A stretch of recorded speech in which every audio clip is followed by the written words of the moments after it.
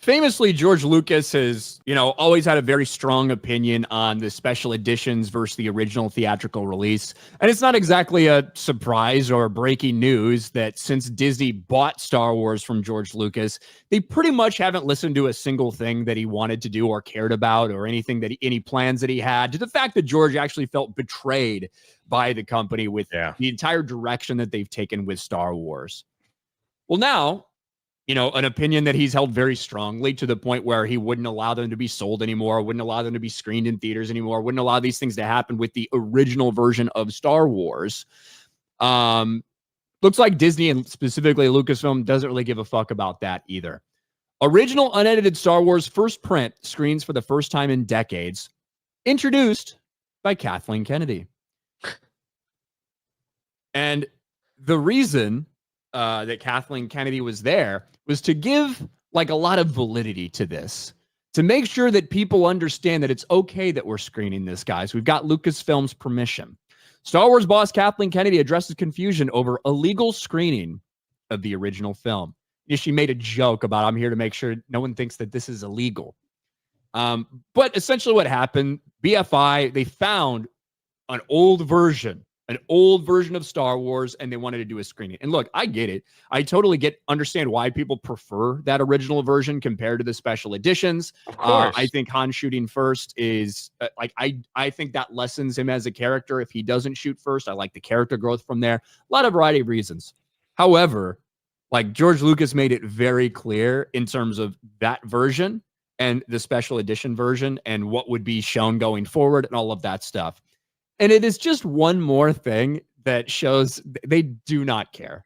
They give no fucks about what George wants or wanted or anything. They just don't care.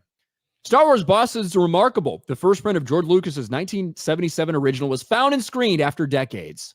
Discovery called a miracle. Lucas has always defended his right to tinker with the original cut of Star Wars, notably once telling AP, "I'm sorry you saw a half-completed film and fell in love with it, but I want it to be the way I want it to be." And has essentially, he said, no more screenings of this, no more selling copies of this, nothing. Well, Kathleen Kennedy apparently doesn't agree. Kathleen Kennedy told the crowd at BFI Film on Film Festival that she was in attendance in order to legitimize the original print being shown amid concern from Star Wars fans that it wouldn't be what George Lucas wanted. BFI Chief Executive Ben Roberts said it was a miracle. The print was good enough to screen in this condition. It's incredible folklore, Kennedy said, about the original cut. Even when I came into the company in 2012, there was endless conversation about where everything was and what was, in fact, the first print. And it's quite remarkable. What you're going to see is, in fact, the first print, and I'm not even sure there's another one quite like it. It's that rare. There's so much tinkering that's gone on over the years and things that George decided, I'm going to change this, I'm going to try that. And then everybody kind of lost track of what it was. Wait, who found this? Somebody just found it? Apparently in the BFI's vaults, that's where they found it. So he had one in one of these vaults that he might have forgotten that it was there? I don't think he had it, right? I think it was just when it was distributed back then, people had it. Do you know what I mean? Yeah. Wow, and it's still in good shape. That's pretty remarkable, honestly. That's still pretty decent. Look, I totally get. I've had people send me despecialized editions to watch. Yes. If I randomly happen upon one, I would love to turn that on and watch it. Of course I would.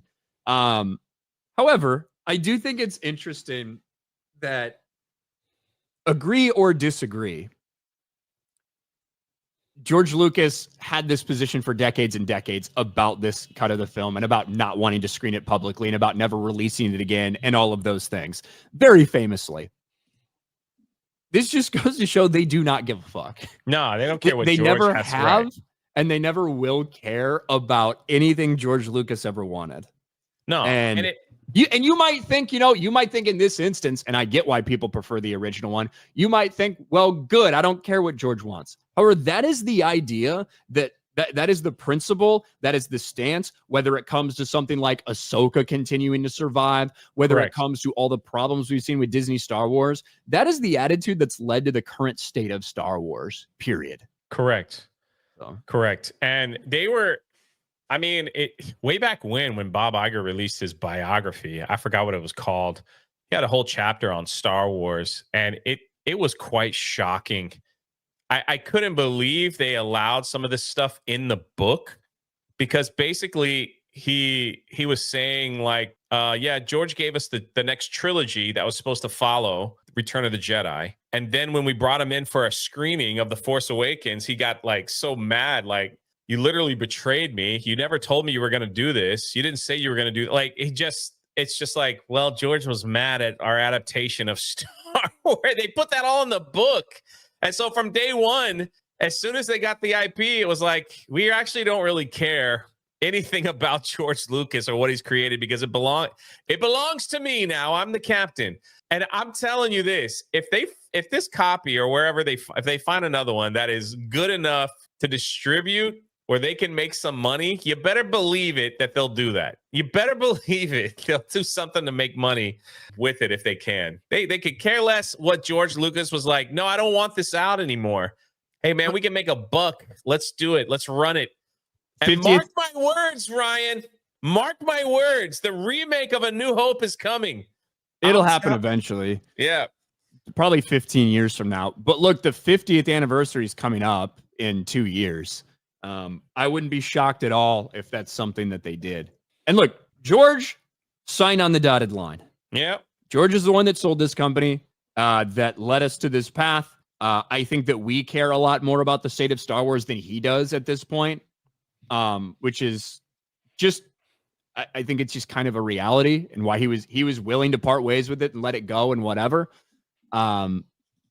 But I do think, regardless of you prefer or want to see the original or not, it is just one more indication that these people give no fucks about George Lucas at all, despite their company name being Lucasfilm.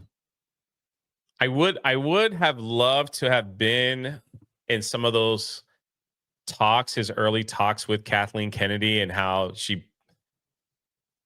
if there was what kind of bait it was, because he really trusted her that she was going to continue what he had started, and she just totally turned it into something completely different than what he wanted. Like, what Kathleen Kennedy was part of the deal, sadly, right? When he signed over, like, I thought she was like technically like part of the deal for Star Wars. Look, that was a pretty last minute thing. Okay.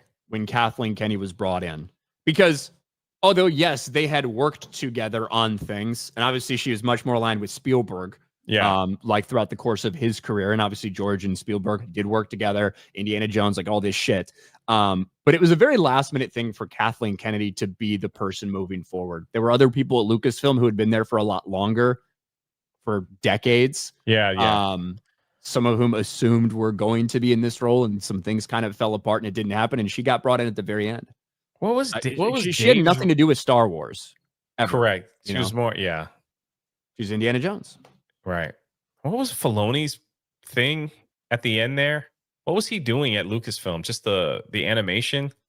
Yeah, he was. That's just that guy, right? He was supervising Clone Wars. Yeah. Okay. That was him. I honestly, I knew he did that. I didn't know if he had any other thing going on.